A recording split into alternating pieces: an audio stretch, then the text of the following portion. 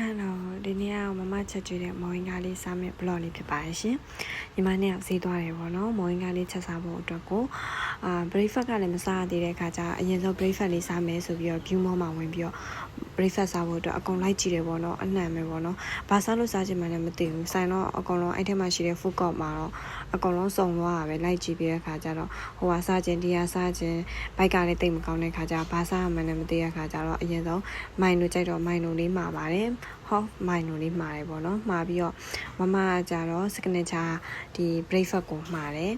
နောက်ပြီးတော့အခါကျတော့ထမင်းတုံရထမင်းကြော်လေးပဲစားမယ်ဆိုတုံရထမင်းကြော်လေးရဲ့ဘဲသားရဲ့ခောက်ဆွဲရဲ့ပေါ့နော်အားလေးမှာပြီးတော့စားဖြစ်ပါတယ်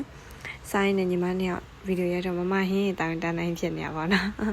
ပြီးတော့ market မှာငါးလေးတောင်းမယ်မောင်ကချက်ဖို့ဆိုပြီးတော့အဲ့မှာ market ထဲဝင်ပြီးတော့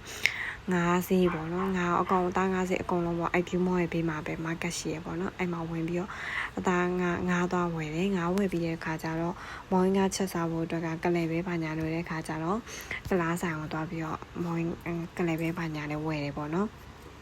အဲ့ဒါလည်းဝယ်ပြီးတဲ့ခါကျတော့အပေါ်မှာပြန်ပြီးတော့ view mall မှာပြန်ပြီးတော့တူတူထိုးမယ်ဆိုတော့တူတူထိုးဖို့လည်းတန်းစီရသေးရဲ့အဲ့ဒါမရိုက်မိရပေါ့နော်အကြာရွက်တူတူထိုးတဲ့လူအများများတဲ့အတွက်ကြောင့်တန်းစီပြီးတော့မှနန်းပင်ပဲတီတမြတီလိုအပ်တာအကုန်ဝယ်ပေါ့နော်ဝယ်ပြီးရော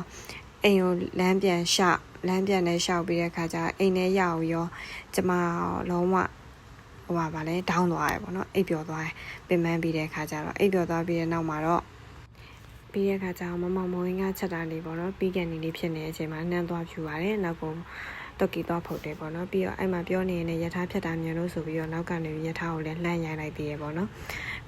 မောင်ကလေးอ่ะပေါ့နော်ချက်တော့မယ်ပေါ့နော်အရန်နဲ့စားချင်တယ်မောင်ကချက်လေးကိုလည်းနောက်ဘလော့ကြရင်တော့ဂျပန်လိုလေးနဲ့တင်မယ်ပေါ့နော်အတန်သွင်းတာလေးပေါ့အခုကမောင်ကလေးစားဖို့အတွက်ငဖယ်လေးတွေရောအကုန်ပါတယ်ပေါ့နော်